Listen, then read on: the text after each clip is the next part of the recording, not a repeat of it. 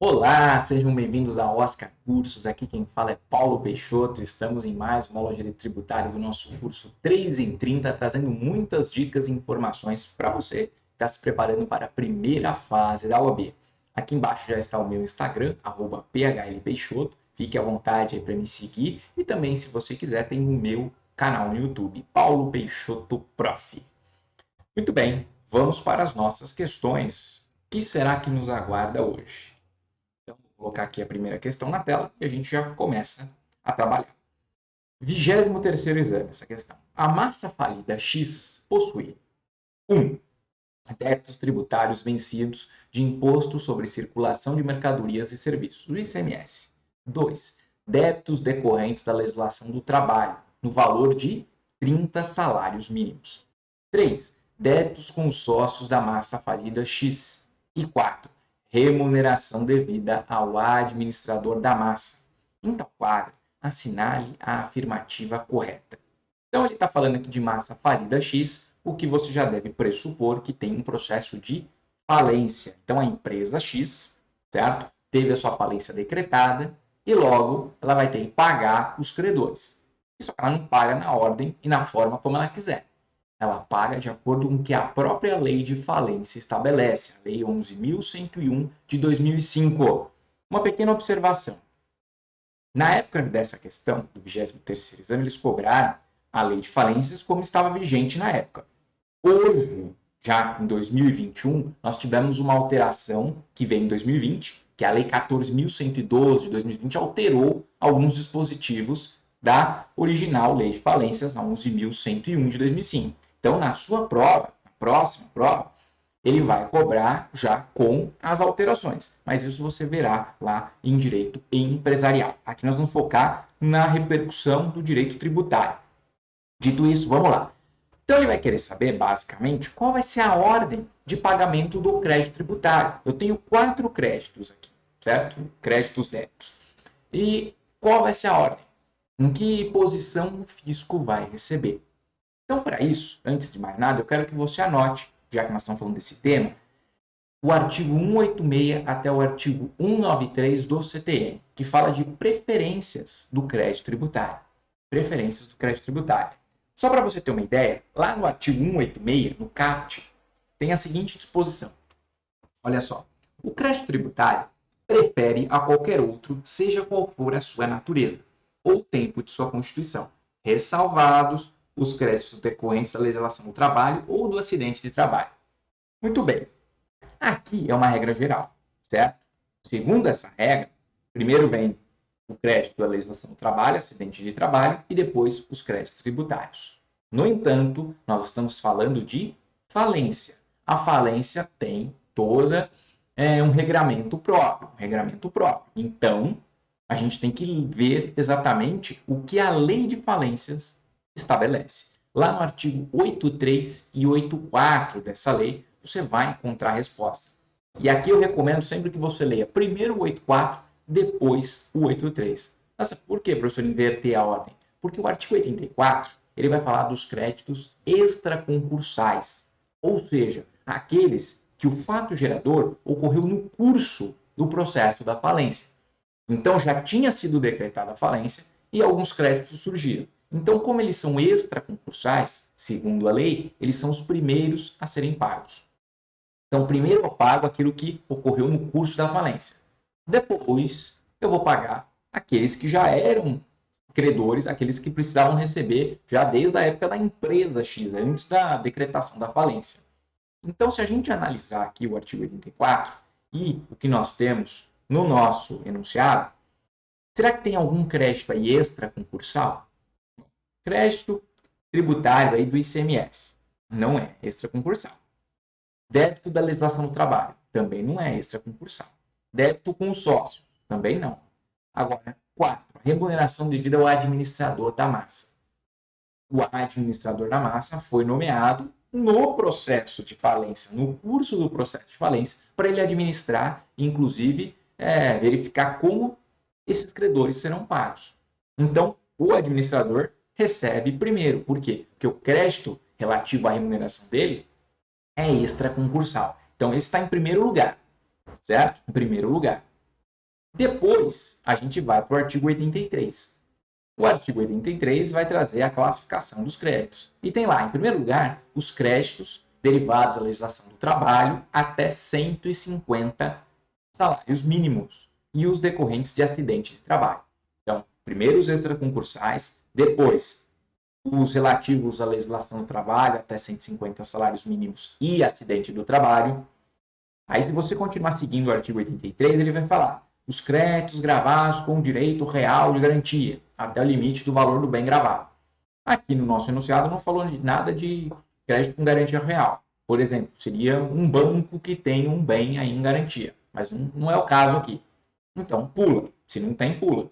Próximo, os créditos tributários, independentemente da natureza e tempo de constituição, exceto os extraconcursais e multas tributárias. Então, crédito tributário, ele vem aqui, seguindo a nossa lógica, em terceiro lugar. Extraconcursal, remuneração do administrador. Em segundo, vem o crédito aqui trabalhista, da legislação do trabalho, porque ele falou que o crédito aqui é no valor de 30 salários mínimos. O limite é até 150, então tá dentro, beleza. O débito da legislação do trabalho em segundo lugar. Débito tributário vem em terceiro lugar aqui do ICMS. E, por fim, vem o crédito ou débito, né, com os sócios de massa falida, X da massa falida. Pagar os sócios, vem depois. Então, na nossa ordem aqui, vem o número 4, depois vem o número 2, número 1, número 3. Então, o crédito tributário, que é a preocupação do enunciado, está em terceiro lugar. E aí, vendo as alternativas, a gente chega a essa conclusão. O débito de natureza tributária vai ser pago primeiro? Não. B. O débito de natureza tributária será pago em segundo? Também não. Letra C. O débito de natureza tributária será pago em terceiro lugar? Exatamente. Letra C de casa é a letra correta.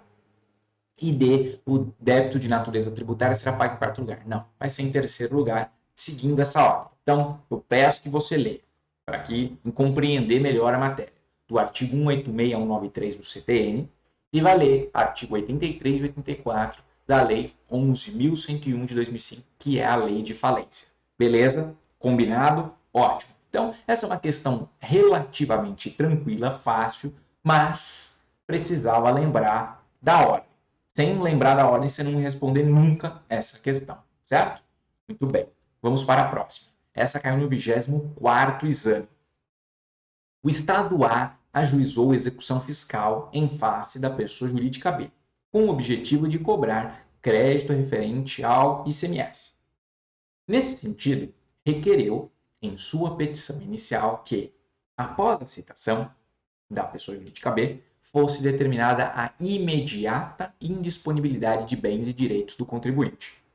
Então, após a citação, imediatamente o fisco pediu a indisponibilidade dos bens. Nesse caso, o juiz deve indeferir o pedido. Ele está afirmando. Deve indeferir o pedido porque a decretação da indisponibilidade de bens e direitos, vamos lá, letra A, ocorre somente após o insucesso do pedido de constrição sobre os ativos financeiros, embora desnecessária qualquer outra providência. Letra B, ocorre somente após a expedição de ofícios aos registros públicos do domicílio do executado, embora desnecessária qualquer outra providência. C. Ocorre somente após o exaurimento das diligências na busca por bens penhoráveis. E D. É impossível durante a execução fiscal. Bom, então aqui, primeira coisa, é possível decretar indisponibilidade de bens? É possível, sim. O fisco tem essa possibilidade, sim, de decretar indisponibilidade de bens. E inclusive na execução fiscal. Lembra que o fisco tem vários privilégios, tem várias prerrogativas. Então a letra D já se mostra descabida, sem sentido. A letra D a gente já pode cortar, a gente fica com A, B, C. Só que aí quando se fala de indisponibilidade de bens, eu quero que você anote, você não vai esquecer mais, o artigo 185A do CTN. 185A do CTN. Que diz o seguinte, ó, vamos lá, vou ler aqui para vocês. Na hipótese de o devedor tributário devidamente citado não pagar nem apresentar bens à penhora, não pagou, foi citado para pagar, não pagou, não apresentou bens. E aí vem, e não forem encontrados bens penhoráveis, o juiz determinará a indisponibilidade de seus bens e direitos. Então, como é que o artigo 185A estabelece? Foi citado para pagar, não pagou, não apresentou bens. Vai ser feita uma pesquisa, se ele tem bens penhoráveis, e se não tiver, né, se restar infrutífera essa pesquisa, aí sim o juiz decreta a indisponibilidade. Tudo bem? Então, preciso desse passo. Citação, não pagamento, não apresentação de bens e a pesquisa que restou infrutífera. Então, vamos ver, com base nisso, artigo 185A, o que nós podemos aqui concluir? Ocorre somente após o insucesso do pedido de constrição sobre ativos financeiros? Não, não foi isso que o artigo 185A disse. B. Ocorre somente após a expedição de ofícios aos registros públicos? Também não. Letra C. Ocorre somente após o exaurimento das diligências na busca por bens penhoráveis? Perfeito.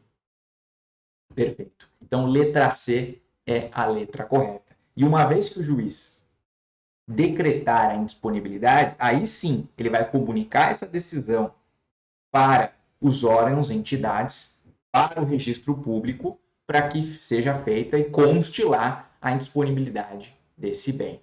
Aliás, sobre o tema, eu quero que você anote também a súmula 560 do STJ. Súmula 560 do STJ. Ela vai na mesma linha. A decretação da indisponibilidade de bens e direitos na forma do 185A do CTN pressupõe o exaurimento das diligências na busca por bens penhoráveis, o qual fica caracterizado quando infrutíferos o pedido de constrição sobre ativos financeiros e a expedição de ofícios aos registros públicos do domicílio do executado, ao DENATRAN ou DETRAN. Então, ó, ele diz exatamente aqui, ó, pressupõe o exaurimento das diligências. Ele foi na literalidade do 185A, cumulado com essa súmula 560 do STJ. Tudo bem? Meus amigos, eu espero que vocês tenham compreendido. Qualquer dúvida, deixa aqui nos comentários. Aliás, qualquer sugestão, qualquer ideia que você tiver, deixa nos comentários. A gente quer saber o que você está achando do nosso curso 3 em 30. Está te ajudando? Melhorou seu desempenho em questões? Comenta aí pra gente, tudo bem? Com isso, eu me despeço e a gente se vê numa próxima aula. Um grande abraço para vocês e até mais. Tchau, tchau.